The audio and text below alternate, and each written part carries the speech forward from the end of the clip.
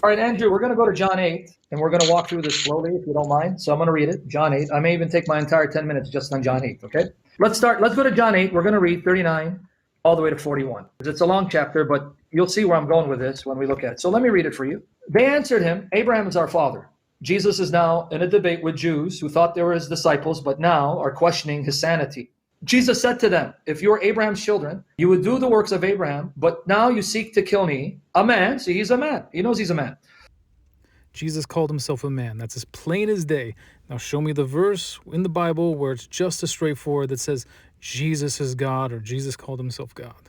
Was told you the truth which I heard from God. Okay, Abraham did not do this. You are doing the works of your father. Then they said to him, we were not born of sexual immorality. We have one father, God. So let me repeat the part that I want you to answer for me. He's showing them that you don't really belong to Abraham. Though you are his physical children, you don't truly belong to him because you don't behave like him, you don't act like him. Here's the proof. You're trying to kill me, a man who has told you the truth, which I heard from God. Abraham did not do this. So Andrew, what did Abraham not do? He's contrasting Abraham with these Jews. You're trying to kill me. Abraham didn't try to do this. What didn't Abraham try to do to Jesus? Abraham did not try to kill the messenger. I would say Abraham didn't try to kill the messenger who told him that he was going to have a son. That's not what Jesus said in verse 40. Read it again. You're trying to kill me, something Abraham did not try to do. It's right there. You're importing words that are not in the passage. No, he says the truth. You're trying to kill me, a man who has told you the truth that I heard from God. Yep. Abraham did not do this. Abraham did not do what? It's in the context. Don't import things that are not in the context. What did Abraham not do?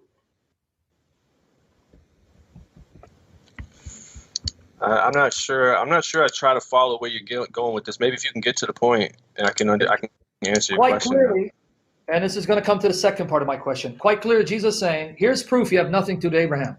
You're trying to kill me. Abraham didn't try to kill me. So let me ask you a question. How could Jesus say Abraham didn't try to kill him when Abraham had been dead for 2,000 years when Jesus made that statement? That's the clear implication of the text. There's no getting around it. I'm not adding anything or taking away. You're the one who has to import an alien context into the words. I would have to check the context. It's a good question. But here's the thing. What it says is a man who told you the truth that I heard from God. Abraham didn't kill the messenger who told him the truth that he heard from God. Where does it say God is the origin of the message.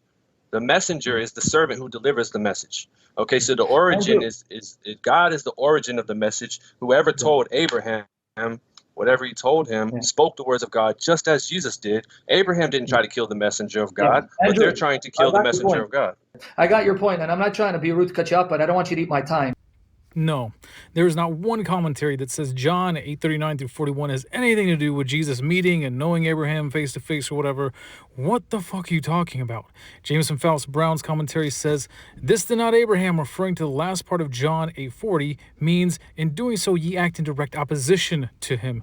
Vincent's commentary says, this did not Abraham. In the Oriental tradition, Abraham is spoken of as full of loving kindness and would not have done such a thing. And how about just one more, my least favorite, the pulpit, which says, the willful, hurried, malicious treatment of both the divine messenger and the sacred message, both of which Jesus declared to have come directly from God, proves the lack of relationship with the life of Abraham. It's more like saying this isn't what Abraham would have done. And you have the balls to say people are reading Unitarianism into the text. Brother, this is a clear-cut, self-made delusion that you came up with. People who have dedicated their lives to this, Trinitarians who literally wrote the books on what this stuff means, do not agree with you.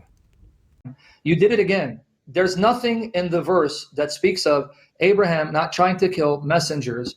It's about Jesus and why the Jews do not truly belong to Abraham, because the way they're reacting to Jesus. You're trying to kill me. Abraham didn't try to kill me, proving you have no connection with Abraham, which brings me to the second part of the passage, John 8:56 to 59. This should make it more clearer to you, because now remember Andrew, he said, here's proof you have nothing to do with Abraham. You're trying to kill me. Abraham didn't try to kill me. Now let me prove to you that's what Jesus is saying. Abraham did not try to kill Jesus. His reaction was different. John 8:56. Your father Abraham rejoiced to see my day. He saw it and was glad. You see, you Jews? You see me, you're angry, you want to kill me. Your father. No, none of this means Abraham did not try to kill me. Welcome to Sam's Fantasy Island. saw me and was glad. Now notice what they asked him, how they understood his words. Then the Jews said to him, you are not yet 50 years old. Have you seen Abraham? Man, that's a logical question. Abraham's been dead for 2,000 years, Jesus. You're not yet 50. What do you mean Abraham rejoiced to see you? You seen him? And Jesus doesn't say what you say. Truly, truly, I say to you, I existed as a plan in God's mind revealed to Abraham. So Abraham knew I was coming because I was a plan in God's mind, and he knew the plan. No. He explains, yes, I did see him. Because truly, truly, I say to you, unlike Abraham who came into being, I am. Yes, I saw him because Abraham came into being, but I've always been. So Andrew, can you explain to me, how does this make sense in light of your Unitarianism, where Jesus says, unlike you Jews who are trying to kill me, Abraham saw me, didn't try to kill me, but was happy to see me. And yes, I did see him because unlike Abraham, I've been around before his birth and I remain till the present moment. How does that comport with your Unitarianism? Because you're not reading the... Yeah, Jesus was around, but not on earth. The text doesn't say he was around on earth in bodily form. You're reading that shit into the text from some shitty translation that you're coming up with that you think makes sense somehow, but nobody agrees with. Verse correctly. What he says is that your ancestor Abraham rejoiced that he would see my day. He saw it and was glad. It doesn't say he saw me on that day. It says he would see my day. The day is the coming of the Messiah when people would be saved. And read 57, which refutes you. I already anticipated your objection. Read 57, which refutes you. Yeah, okay. So your basic argument is that the Jews understood what he was saying, but yet Jesus says early in the verse that, why don't you understand anything that I'm saying? Your father's the devil, and that's why you don't understand me. What they say is, like, here goes, I got to finish. I got to be able to finish. Okay, all right, so they say to him, you're not 50 years old and you've seen Abraham? These guys don't understand what he's saying. They're, in a lot of ways, they're kind of airheads. You know, John presents these Jewish authorities as airheads because Jesus said they saw my day, and they're saying, "Oh, you saw Abraham." So it's a kind of ignorant statement. They're not understanding what Jesus is saying, and Jesus explains why they're not understanding what he's saying earlier. No, but I got your point, Andrew. Before my time is up, I got your point. They misunderstood him. That means you're not reading again. 58. He doesn't correct him. He doesn't say in 58. Read 58. He doesn't say, "No, guys, you're not getting my point. You're not understanding my words." He actually shows them they're right because before Abraham came into being, I am. He shows they understood him correctly, and he explains why. Don't let my physical appearance deceive you. I'm older than 50. I was there before Abraham came into being. So, Andrew, if you just pay attention to context, you get the refutation to your own argument. Yes, they misunderstood him in certain times, but here they understood him correctly because Jesus didn't say, you didn't understand what I'm saying? Abraham saw a prophecy of my coming. No. Unlike your father Abraham who came into being, I am. I did see him because I've been around even before his existence. So please let the text speak. Don't read your Unitarianism into the text. Explain how this could be possible if your view of Jesus is right. Which part? Which part? The John 8:58 doesn't. Guys, say something. I mean, yeah, Jesus pre-existed, yeah, but not bodily. Great.